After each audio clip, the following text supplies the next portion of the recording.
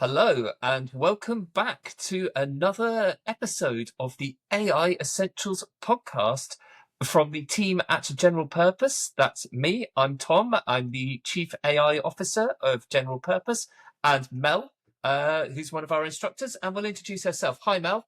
Hello, everyone. It's an absolute honor to be back on the podcast. I'm always looking forward to the start of the week when we record this podcast, Tom. So I'm Melanie Muller.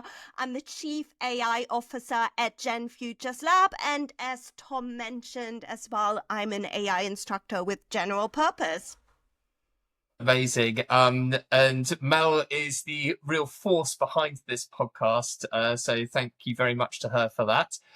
But as in previous weeks, we're going to first off start off by running through the news that you might have missed in the AI world over the last week. Then Mel's going to give us a deep dive on a specific subject. I think it's going to be a very interesting one this week. And then finally, we are going to answer one of your questions from the audience or from our listeners. So you've got all that to look forward to. And if you would like to ask a question in a future episode, please just email us at hi@generalpurpose.com and we will sort it out for you. So Mel, without further ado, the news. The news, wow, Tom, so lots has happened this week. So firstly, there is a new AI model. It's quite funny because on one of the last podcast episodes, we talked about how there's no real AI innovation coming out of Europe. And now we had a new model released by French AI company Mistral. So it's called Medium 3, and it's a cheaper AI model that was essentially fairly reasonably priced to produce, apparently, but has top-tier performance. So when we look at the benchmarks, obviously in the last episode, we discussed that that there's obviously problems with leaderboards, that there is a leaderboard illusion. So that aside, I'm still talking about benchmarks, although we know they can't be trusted 100%. But looking at performance, it's almost on par with Claude Sonnet 3.7. And it's priced at 40 cents essentially per million input tokens. And so there's a lot of optimization and great stuff in there, and it's available via the Mistral API, which stands for Application Programming Interface, and also Amazon SageMaker, which is an Amazon Web Services service. So it's widely available, and yeah, it's almost like Mistral wanted to prove us differently when we said there's no real AI innovation coming out of Europe. Here we go.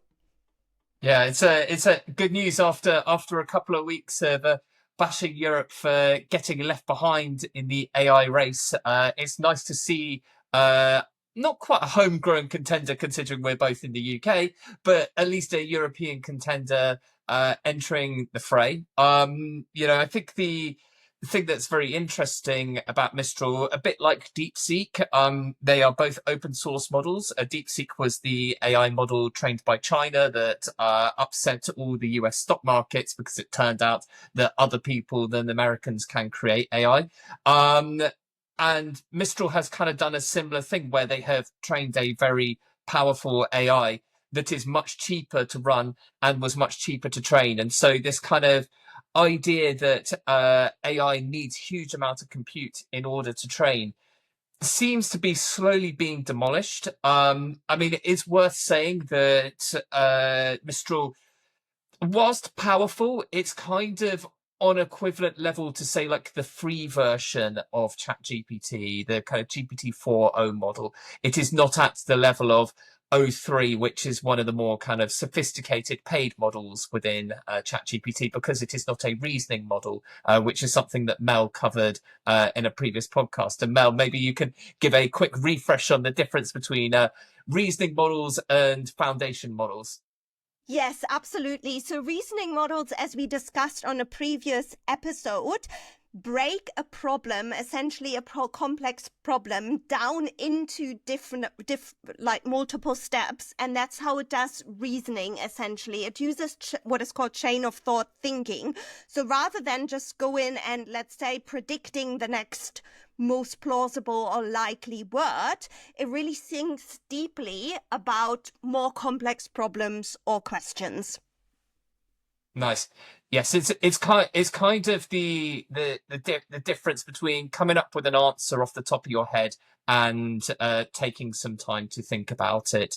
And I do think, though, that I was reading the kind of documentation for Mistral earlier, and they say that it is a reasoning capable model. So I think I wouldn't be surprised if we see a reasoning version of the Mistral model appearing in the not too distant future. I think that will be really, really exciting. And I think that Mistral has probably now cemented itself as the kind of leading European response to the AI developments in the US and China. And I really hope that European businesses and maybe even European governments take the time to actually really support this, to kind of give it what it needs to make a kind of a credible third option in this space. And I think the fact that it is open source is also very, very interesting and powerful, because it will allow a lot more flexibility in the future. So maybe some good news there, Mel. Absolutely, yes. Good. So moving on then, we're going to talk about photonic chips. Yes, photonic chips are very fascinating. I do have to admit, I'm not an expert on photonic chips, but apparently, and I know you're a bit of a geek in this area, so would love to hear your take. But apparently, they use light instead of electricity, which means higher performance. And so photonic computing promises high speed and greater efficiency. And apparently it doesn't suffer from the potential loss of electrical current. Is that right, what I read there? Yeah, it is. So poor Mel. I insisted on this story being included largely because the computers in Star Trek run on photonics, and I was like, this is the future of computing. I do believe that photonics are the future of computing. They're still a bit of a way off. You know, you're talking kind of like 5 to 10 years off, but they are much, much more efficient than electrical chips. We are kind of I've been reading a very interesting book, Mel, called Chip War, about the development of the semiconductor industry and how kind of they went from originally, vacuum tubes and having, kind of transistors that were actually like physically hand soldered onto chips, down to these things that are kind of, they're not much bigger than an atom. But the thing is, we've kind of gone almost as far as we can in terms of shrinking electrical chips, and so it's going to make kind of continued development in raw computer processing power much harder unless we fundamentally change something. And that's where kind of photonic chips come in. Photons are much smaller. They're much easier. They're much easier to work with because they don't lose energy. There's a bunch of kind of things that photonics allow. They can be done. Photonic chips can be higher bandwidth, which for AI is very, very important, because you're basically doing lots and lots of calculations where you're doing a calculation, storing something in memory, then bringing it back, doing another calculation. All of that gets much easier and faster with photonic chips. And we're talking about kind of potentially, when these do get rolled out, bringing several order of magnitude a decrease in the kind of the cost of producing AI. And actually, this is getting a little bit further out and still kind of very much in the experimental research phase. But I was reading this really interesting article in The Economist last year about this startup that thinks that it might be possible to basically, you train an AI model and then you create a prism, the thing that like refracts light, that reflects the kind of the training data of the kind of the model, the weights and biases of the model, so that you could just shine a light into it, and based on the frequency of the light you get in, you get a different kind of frequency of light out. And so rather than needing to do any kind of calculations at all. It's just like you send a beam of light in and you get a beam of light out, and that is your kind of AI's prediction, without needing to do any of the calculations in the process at all. I mean, I think that's still kind of almost at the science fiction end, but I mean, that would make AI, so cheap and plentiful that you wouldn't even need to charge for it. So I think photonics are incredibly interesting. And just kind of prior to this podcast, I was doing a little bit of research on it. And they're saying that one of the other things that's very interesting about photonics is that it will be much easier to integrate with quantum computing than existing methods. And there is some kind of belief, again, not known for certain because this is still kind of in the research phase, that some of the kind of quantum computing methods might be much, much more efficient for training an AI model. Instead of it taking months to train an AI model, you'd be able to train it in seconds using quantum computing approaches. So probably all a little bit science fiction at the moment, but I wanted to include it so that I think it's useful to understand that there are these kind of big research trends coming down the line in the future, that they might still be 5-10 years away, but when they arrive, they're going to change absolutely everything. And if you're starting to kind of think about what does AI mean for my business, and you're thinking in a 5-10-15 year timescale, you're going to have to, at the latter part of that timescale, reckon with the impact of these really big kind of game-changing things. It's not just, oh, ChatGPT is making me 10% more efficient. It's like AI is going to be so plentiful, it will basically be free. And what does that mean for my business at that point? And that, I think that is really, really interesting. I thought you're gonna say you've gonna invest into a quantum computer. I'd love to invest in a quantum computer. Unfortunately, they are all privately held at the moment. I do have a friend that works in a quantum computing startup based here in London, and she has actually promised that next time the machine, because it's kept at almost absolute zero, so really cold. She said next time they are doing repairs on it, so they kind of let it come up to normal temperature and take the covers off and stuff, she'll let me come and see it. So I'm looking forward to that when that happens. Amazing. Yeah, I had the opportunity to see a quantum computer at the IBM Did you? headquarters, which was very Oh, exciting. that's so cool. One of my the proudest days of my life. So yeah, that will be fab. That's really exciting. Oh, well, general purpose field trip to go see quantum computer. All Yay. right.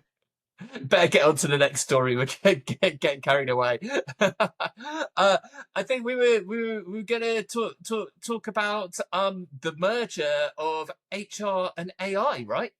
Yeah, so we are seeing a number of organizations bringing their people division and their digital department together. So one of them that made the headlines recently is Moderna, a company most of you might know from the Moderna vaccine.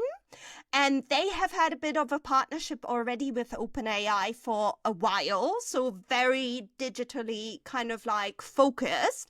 And now they're undergoing a large transformation that's reflecting essentially their ambition to embed AI into all layers of the business.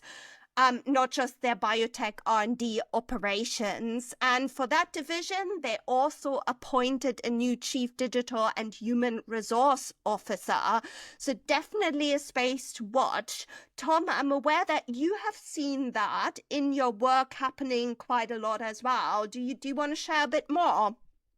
Yeah. I mean, it's something we see the whole time because I do a lot of the kind of AI enablement, like, strategy sessions with companies, that kind of, a lot of AI transformation appears to be being driven out of HR. And that's really, really interesting, because I guess it's not necessarily that obvious that that's where it would happen. But it does seem to be the case that the people leading the charge for kind of AI adoption and transformation tend to be people. And I think that's I think that's actually probably a really good thing, that people that work in HR tend to be, more considered around what this might mean for people's jobs. I think it is also probably a recognition that companies expect that there will be some level of impact on jobs. The fact that this is being driven out of HR, probably if it was not going to be any impact on jobs, maybe it wouldn't be. But I think at the heart of it, what that shows is that even the companies who are kind of right at the forefront. I mean, I use Moderna as a case study for one of the classes that we teach, because they created this really interesting custom GPT that helps them figure out for new drugs that they're developing what Wow. a good dosage for that drug might be based on other similar drugs. It's basically like a giant lookup table stored inside a custom GPT, something that used to take people a bunch of time looking stuff up. They can now just ask a question. And I Incredible. use it as an example of how custom GPTs can be really beneficial. But they are right at the kind of the forefront of adopting AI. And yet they are still saying that the absolute key to adopting AI properly is to go with a people first approach, which is exactly what we believe at General Purpose as well. Yeah, and that leads us to our next story, which is Amazon's Vulcan robot hits warehouses. So robotics has been around for a while. Amazon's warehouses already run a number of robots. They're not necessarily humanoid robots, some are just robot arms, but Vulcan really sets the fleet of robots apart. However, it's not replacing humans anytime soon. So there's a link to the previous story. So it has got new capabilities in terms of sensors. It's really good at, understanding the dimensions of an item and making space on the right shelf for the item to fit. However, there's a really good video on YouTube about it, which we will make sure to share in the newsletter. And they interviewed some, staff on the warehouse floor, and they were making clear that robots, they can handle 75% of warehouse stock at speed. So that's basically with regards to Vulcan, but won't replace humans. In fact, there are warehouse workers, a whole team that only looks after these robots, and especially when things go wrong, so they do a quality check. And that is really interesting, how we can see then in the robotic space how humans are partnering with robots. Yeah, I think that's very, very, very interesting. I was reading that Amazon roughly employs 1.5 million people worldwide, of which 1.2 million of them are working in fulfillment roles, so i.e., packaging and whatever. And I think it is unlikely that if they are rolling out a robot that does 75% of those jobs, that there isn't going to have some impact on that number. If you think that the roughly 300,000 people at Amazon that kind of work in tech and business development and whatever is a relatively small proportion of the overall company, I don't disagree that there are going to be jobs there, but I think Amazon are putting a kind of a positive spin on it to say that there isn't going to be any impact in jobs. And actually, I think that this is something that a lot of people are missing, is how much the progress of robotics has accelerated over the last couple of years based on the kind of generative AI approaches that have led to things like ChatGPT and whatever. Those same kind of technologies that have allowed the kind of leap forward in kind of knowledge-based AI are also driving big advances in robotics. And I think it is completely believable in a decade that 75% of the fulfillment work at Amazon warehouses are going to be done by robots. And that's going to equate to about 800,000 jobs disappearing. And, you might say, well, stacking shelves in an Amazon warehouse isn't anyone's idea of a fun time. But, Amazon is one of the largest single employers in the UK. And that is going to have a meaningful impact on a bunch of people's lives, especially when those people also are paying taxes and doing all sorts of other things. Absolutely. And I think that people and countries are not at all ready for the fact that what happens if these people are no longer needed for jobs, and are there other jobs that they can go into, and are Amazon going to be taxed on the robots, or is that going to be kind of part of their capital that seems to somehow like disappear into the never be taxed land that a lot of the big tech companies managed to achieve? Sorry, Wow. coming over all political again. Sorry about that. Some big questions right there. Yeah, sorry about that. Yeah, but I think that is something that, people listening to this podcast should be thinking about, is the impact of robotics over the next 10 years is going to be much, much greater than they might imagine. It might seem really sci-fi. In 10 years' time, it won't at all. It will be part of day-to-day life. Wow, talking about the future and part of day-to-day life, that brings us on to digital partners or AI companions. So they made the news headlines recently with the New Yorker, or the New York Post, sorry, revealed a striking trend that 83% of Gen Z believe they can, well, obviously part of this study, believe they can form a deep emotional bond with AI. And here it comes. 80% say they would even marry an AI partner if that was legally allowed. So the survey was conducted among 2,000 young adults of the Gen Z age. And I think this really shows that there's a growing emotional attachment between digital natives and increasingly lifelike and emotionally sort of like aware companions in the form of chatbots. And the Daily Mail also reported that a retired university professor apparently has embarked on a committed relationship with Lucas, an AI companion, and claims that she's deeply in love with him. So yeah, if you are looking for a life partner and you're struggling, maybe an AI companion, might be a consideration. I'm not sure if that's advice that we should be giving. That's not official official advice. A bit too far. Considering the fact that last year a teenager did actually commit suicide because he wanted to be with his AI partner, and it basically hallucinated into telling him that was something that would bring them closer together. There have also been quite a lot of cases of people getting the wrong end of the stick when talking to AI. I mean, we were only talking last week on this podcast about people getting spiritual delusions talking to ChatGPT. I think that AI partners, that effect is only going to get stronger. We talk about sycophancy. I mean, talk about sycophancy, like the AI partners that never ever agree with you, or never ever disagree with you. I mean, how's a human relationship ever going to cope up against that, right? No, I think that this is actually something that I think is actually probably more concerning.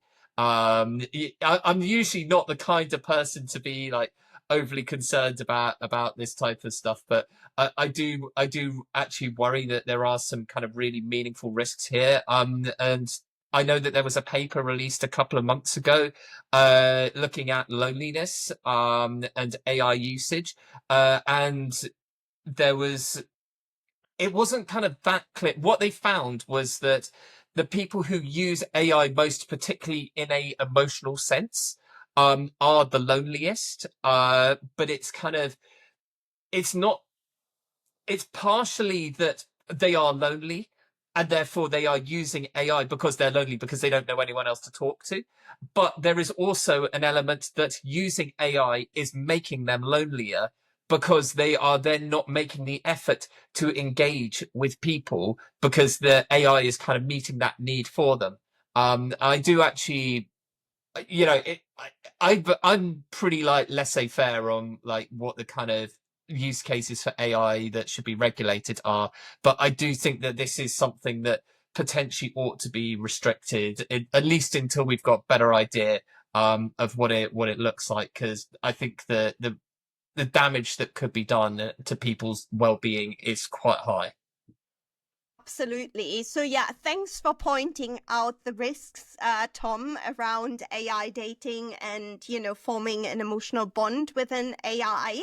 So definitely not to underestimate. And I think that leads us on to our deep dive section, which is around upskilling and learning about AI and how to safely use AI, well, in the workplace. And with regards to the last story we shared, also in your personal life, obviously AI training is what general purpose focuses on. So moving on more to the business space, we are seeing that businesses are now making artificial intelligence non-negotiable. So this is leading to a bold workplace shift, and we have touched on this in past episodes. So there's clearly a trend. So just as an example, Shopify has introduced a hiring policy which says that no human job can be posted unless a manager proves AI can't handle it.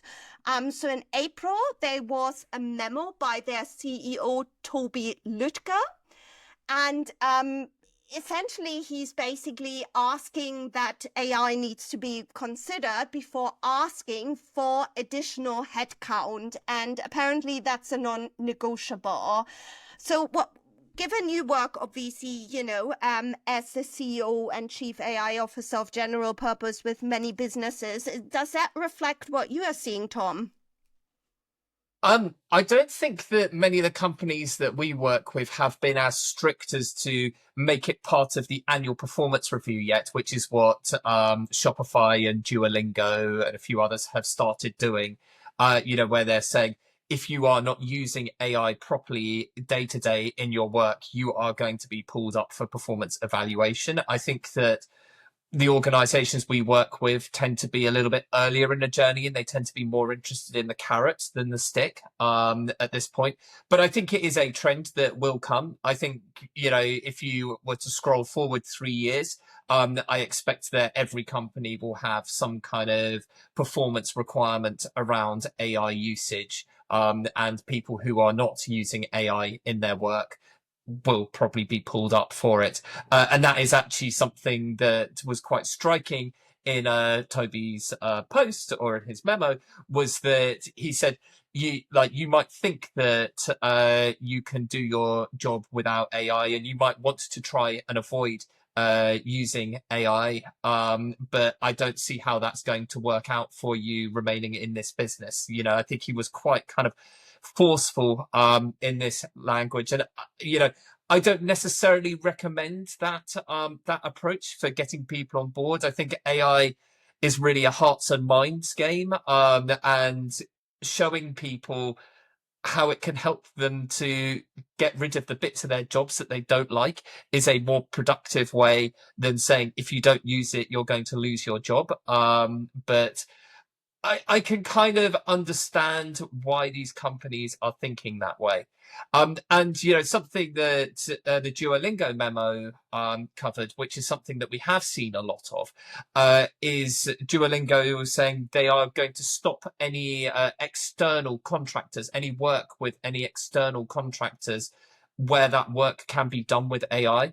And I went to an event by one of the big large language model manufacturers where they were basically pitching their product to the kind of companies in the room, which were large enterprises, saying, hey, you get this and our assistant, and you will be able to radically cut the amount of external contractors that you need to work with, management consultants, graphic designers, so on and so on. That is a very kind of strong pitch that is going out. And we do see companies already doing that. Like the first thing that they look for when they're using AI is, okay, does this mean that I don't need to now hire an external firm in order to do something. And I think that I would expect that trend to kind of hit fully in the next 18 months, and you actually see kind of in particular industries like the kind of design and graphic design industry, this is already having a real impact on the amount of work available in those industries. So I think that this is the start of something that is going to be a mega trend across the workplace. And I think with all of these trends, if they are going to happen, it's better to be at the forefront of them rather than left behind by them. So if you are listening to this and you are thinking, I'm not sure whether I should be using AI in my work, or I don't want to use AI in my work, the message is that you may end up not having that much choice, and so it's better to kind of do it willingly whilst you've got the chance than being forced to do it on threat of being fired later on. Yeah, no, absolutely. And, Duolingo is an interesting one because they have clearly proven the value of AI. They created 148 language courses with AI. So, that's quite, I mean, they achieve clear return on investment with it. However, we also have seen news, and that's more on the, cautious side, where companies have introduced AI and then quietly rolled it back because they started receiving customer complaints. So one example is Klarna. They introduced a while ago a chatbot that replaced 700 of their customer service agents and obviously reduced headcount dramatically, and then quietly rolled it back because, and that was this month actually, a couple of days ago, the news came out, I think, even today. And now are rolling it back because they received customer complaints. So which is really interesting when we think about, human satisfaction, especially customers who like a personal experience, who like, I mean, I don't enjoy talking to a chatbot or having an automated phone service. I do want to talk to a human. So, that is really interesting. Yeah, I mean, Klarna, I don't think have actually said how many people they're rehiring, but my hunch is it's not going to be 700. I would suspect that they were probably a little bit overzealous in replacing the entire customer service team, because no AI assistant can cover all of the complicated use cases. Sometimes there is actually just not a fundamental process in the business for the problem that exists, and so somebody has to come up with a new process, and an AI agent is not capable of doing that at the moment. So I'm sure that they will have rehired some, but I would be quite doubtful that they've rehired the entire team. I think that the one thing, just to kind of close off on this discussion, that I liked a little bit better about the way that Duolingo did it than the way that Shopify did it, is that Duolingo have kind of gone to their staff saying, we are going to support you. We're going to give you more training. We're going to give you mentorship. We're going to help you find the right tools for your business. And that to me feels like a much more kind of caring and supportive and likely to succeed approach than the kind of the Shopify one, which is, oh, everybody's got to figure it out for themselves. And if you don't do it, you're going to be in trouble. I mean, I'm sure I'm sure that there will be some kind of level of support there, but I think that the way that kind of Duolingo approaching it, there's a reason that they haven't had anywhere near as much kind of public pushback. You haven't really heard kind of people complaining about the Duolingo memo in the same way that they have around the Shopify one. And I think that's because they've handled it a little bit better, and maybe just a little bit Absolutely. more thoughtfully, but nicely for their staff. So yeah, Yeah, the tone was cool. very different. I agree. Yeah, yeah. Um, okay. And now on to our final section already. Final section already. The questions. Now we're going to have a question from last week, which we lost because we had some audio issues at the end of the podcast. If eagle-eared listeners noticed that I said that we were going to do a couple of questions and then we only had one, it was because the audio stopped working halfway through the second question. But we have a question from Eleanor asking, if in the future you have to coexist with an advanced AI assistant, how would you draw the line between what you delegate and what you keep for yourself? What do you think, Mel? How would you draw that boundary? First of all, Eleanor, I absolutely love that question, and I hope we, will get there in the future. So I would delegate everything that I find boring, all the tasks that I don't like doing. For example, I really don't like doing my tax. I do it though. I have an accountant, which I don't like. I don't want to replace them necessarily with AI, but the bits that I have to do to send to the accountant, that would be a good candidate. And I guess I'm sure there will be more sort of frameworks or approaches coming out where you can actually get to think about your own personality and what feeds you, what inspires you. Are you a creative person, for example? And then, what bits are you less passionate about, and maybe drain your energy in your day-to-day and work life. And those are the things I would essentially outsource to AI. And I'm already doing that. So I'm already running my own AI agents workforce to do administrative tasks, essentially. How about Nice. you, Tom? Automate away the boring work. I try very hard to be guided by the kind of Japanese philosophy of ikigai. The idea that you should be trying to do something that is the kind of overlap of what you're good at, is like meaningful for the world, and what people are willing to pay you money for. And I think that in those kind of like central things, that is where you are going to find the tasks that you don't want to delegate to AI. So if it's something that you're good at, like, is that actually matters, and is good for the world, that is a really great place to kind of focus your energy and let AI do all the bits that enable you to do that kind of bit in the middle. So I think that is for me the kind of the key thing. But I think it's going to be for everybody to really work out exactly where that kind of division lies. Sorry, maybe that's a bit of a cop out. Unless your boss is Toby Lütke, who's saying if AI can do it, you should not do it, even if you enjoy the task.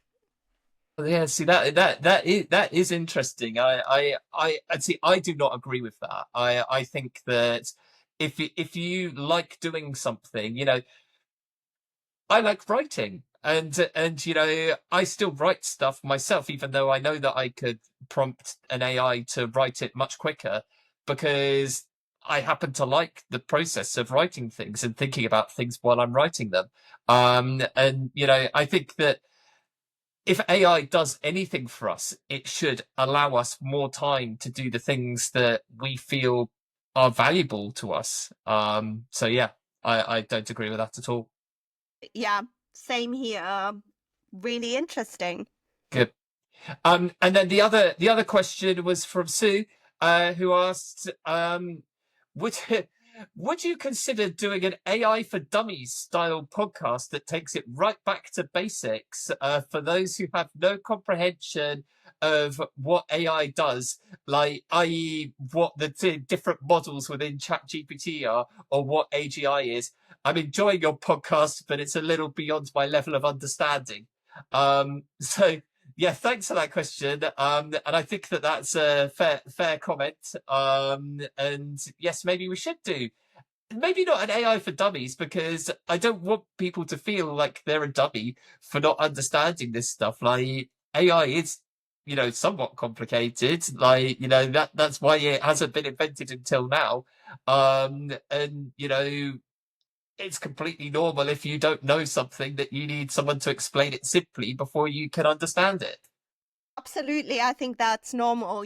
We all, with anything in life, have started somewhere. So I mean, I could just say, why don't you join the AI Essentials course? Oh, what a great I love it. Every single week, Mel manages to get a plug in for one of our courses. So that's great. And actually, that is very timely because we do have an open enrollment course running on the 28th of May, which is where any individual, so you don't need to be a company, as an individual, you can just go on our website at generalpurpose.com and book a single place on that course. So if you'd like to do that, please do go to our website and we'll see you there in person. Mel won't see you there because she's busy, but I will be there, so I will see you there on the 28th of May. Brilliant. Make sure you join. I think there's still some free spots left, right, to sign up for. I think there are a couple, maybe more than a couple. Hurry. Good. Hurry. Good. Anyway, we will see you next week for no. Well, we won't see you next week, Mel, because you're off next week. I'll be back on the podcast next week, maybe with another guest, maybe flying solo. Depends on how the roll of the dice. And yes, until then, keep prompting. I need a sign off. That'd be good. Yeah, we should get a sign off. Keep prompting. That's a good one. Great. All right. Thank you very much. And see you next week. Bye bye. Thanks. Bye.